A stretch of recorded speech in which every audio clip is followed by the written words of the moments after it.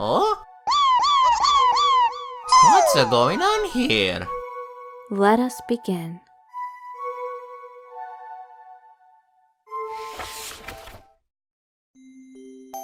Chapter 1. The Celestial Duo. Our story begins a very, very long time ago with a young girl. One day, this girl spotted a rusted spaceship holding a small star child. "What's your name? Are you lost?" the girl asked the star child. "I'm Luma, and I'm waiting for Mama. She's waiting for me on a comet," said the star child, who had been waiting day and night. "Don't worry, I'll wait with you," the little girl promised Luma. At nightfall, the little girl borrowed her father's telescope and peered into the sky. She looked and looked, but she saw nothing. Hours turned into days and then years, but still, the sky revealed nothing. Finally, the little girl sighed and said to Luma, "If we stay here looking much longer, I'll be an old lady soon." But then, she had an idea. "Why don't we go out there and find your mother ourselves?" The girl and Luma fixed up the rusty spaceship, and then the two set sail into the starry sky. And this is how the search for the Celestial Mother began. Chapter 2. Starbits. Days passed with no sight of the comet or even a single planet. Instead, asteroids extended for as far as the eye could see. "If I had known it was going to take this long, I would have packed more jam," said the little girl above the rumble of her belly. Before they left, she had packed all the essentials: telescope, butterfly net, stuffed bunny, bread, milk, jam, and apricot-flavored tea, but... "I forgot to bring water!" At this, Luma burst into gales of laughter, and the girl began to pout. "As long as there's starbits, I'll be fine. Want some?"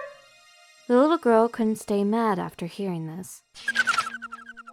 Luma continued to laugh, and the girl couldn't help but join in. "All right, maybe just a nibble." Leaning far out of the ship, the pair began to collect starbits with the girl's net. They almost fell out a few times, but they kept on collecting. The starbits tasted like honey.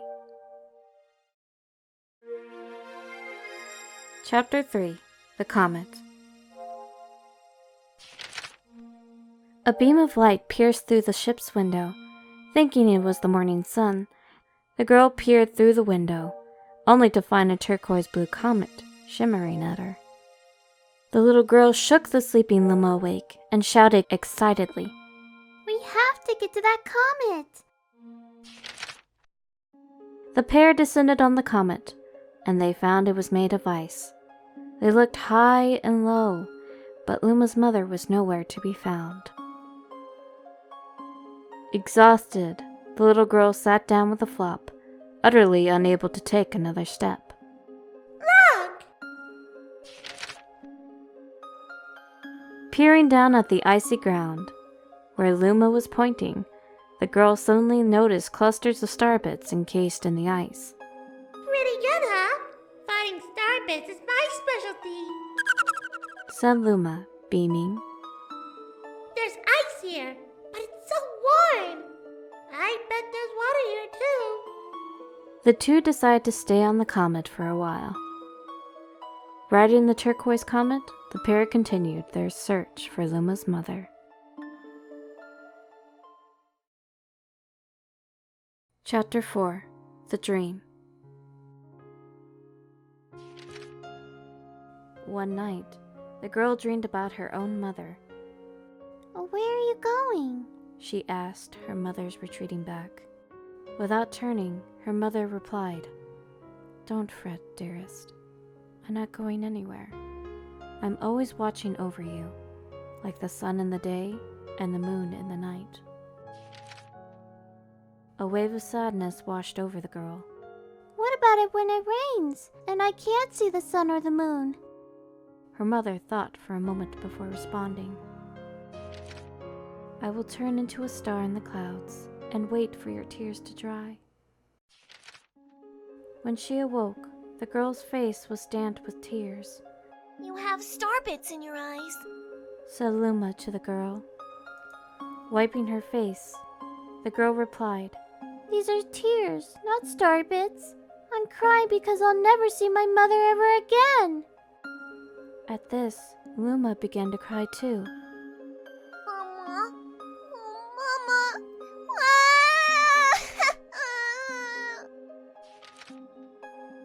The pair traveled through the starry skies, and though they encountered many other comets, not one of them held Luna's mother. Luma was despondent. Now, Luma. The rain clouds won't go away if you keep crying.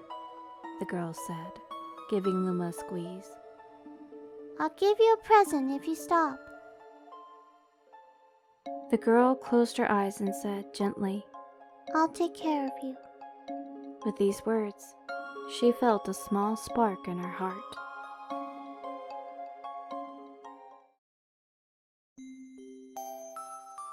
Chapter 5.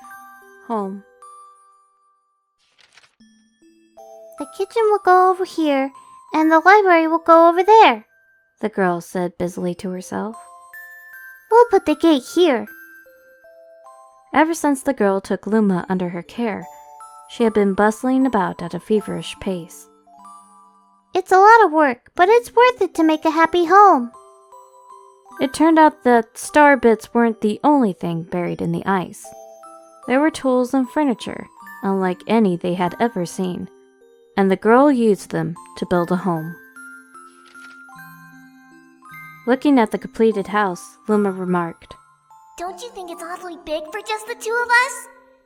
with a library, bedroom, kitchen, fountain, and gate, it was still certainly spacious, but still, something seemed to be missing. If only my father, brother, and mother were here. The girl said wistfully. Indeed, the house was too large for its two small residents. That night, clutching her favorite stuffed bunny close to her heart, the girl fell asleep in the starship.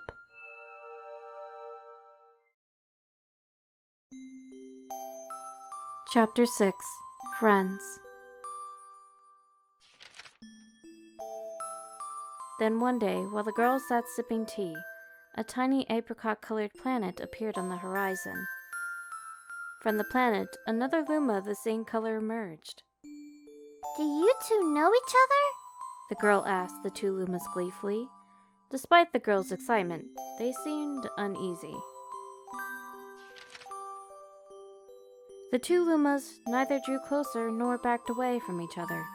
Instead, they just stared. Then one Luma broke the silence. My mama. At once, the apricot Luma parroted back. My mama. My mama. My mama. My mama. The two Lumas began to dance around the girl frantically, and neither showed any sign of stopping. My mama. My mama. My mama. My mama. My mama. The girl was so charmed by this adorable scene that she couldn't help but laugh. And that's when something very strange happened. Suddenly, more Lumas began to pop out from the apricot planet. They were different colors, but they all shouted the same thing. My mama. My mama. My mama. My mama. The sight of all the shouting Lumas only made the girl laugh harder. What am I gonna do with all these children? The Lumas just stared blankly as she doubled over laughing. I guess we'll have to name each and every one of you. Tomorrow, once she had finished naming them all, she would begin moving all the Lumas into the new house.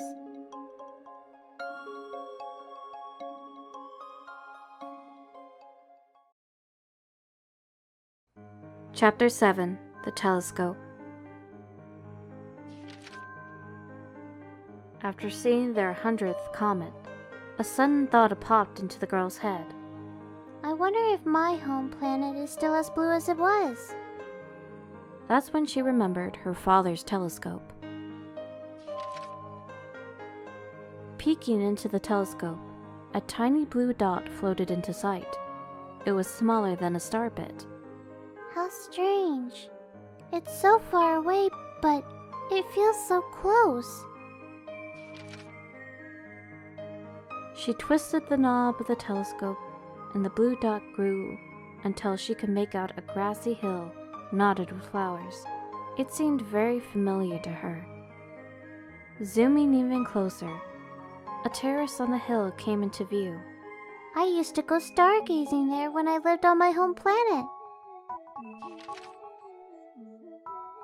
She remembered rubbing the sleep out of her eyes as she followed her father up that hill to look at the stars. She remembered how she and her brother would sled down that hill.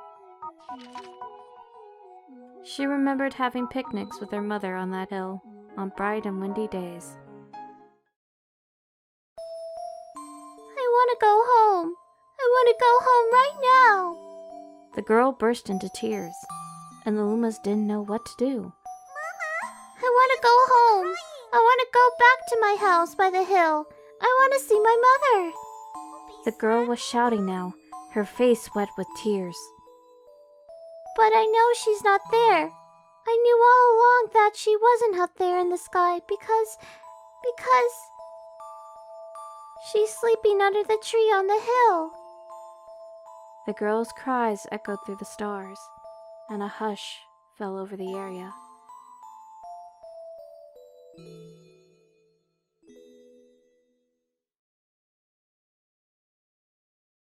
Chapter 8: The Wish. Though usually quite cheery, one day the girl became sad again. Luma drew close and tried to comfort her. You still have me? And don't be sad about your mama, because she's part of you. That means she's always close by. It's like me. I love starbits because they remind me of my mama. No, no, The girl said, unable to stop the tears. A lonely look flickered across Luma's face, but it was soon replaced by a wide grin. I have an idea! I will transform into a comet, a story comet that can carry you all on this journey. With that, Luma, trailing bands of light, soared high into the sky, and just as quickly started to plummet back down. Kaboom! Kablam!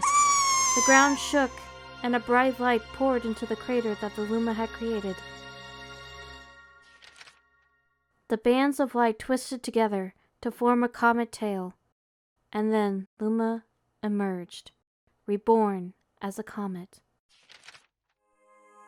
The girl could scarcely believe her eyes. But how? She kept asking. Our destiny as Lumas is to transform into different things. Said a red Luma, who had suddenly appeared. Stars, comets, planets, we can become all of these things. When I grow up, I want to become a star that will make someone special smile. Said a green Luma. A blue Luma chimed in. That Luma who turned to a real cutie macaron, didn't he? All the Lumas together said, No more crying, Mama. Thank you, said the girl in a whisper, and she pulled the Lumas close and hugged them. From that day on, star bits no longer fell from the girl's eyes.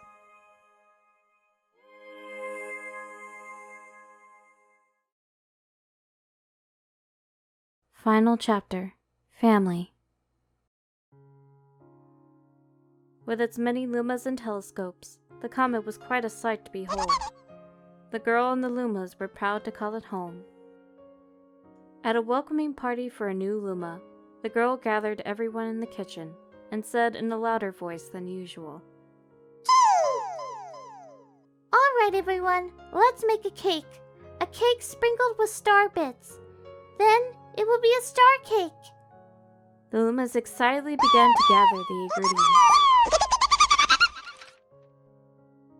As she watched the Lumas scurry about, the girl smiled and thought to herself, This is my family now, and I will stay with them until they're ready to leave the nest.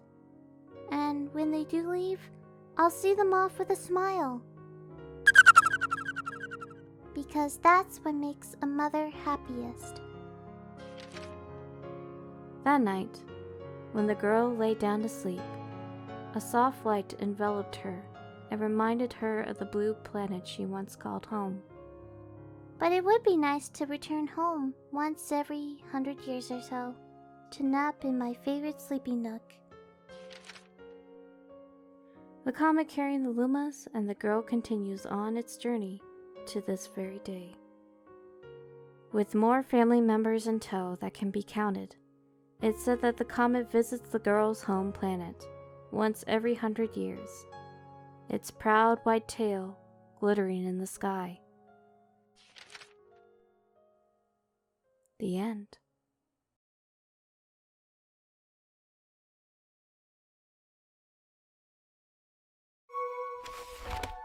That's all. My story is finished.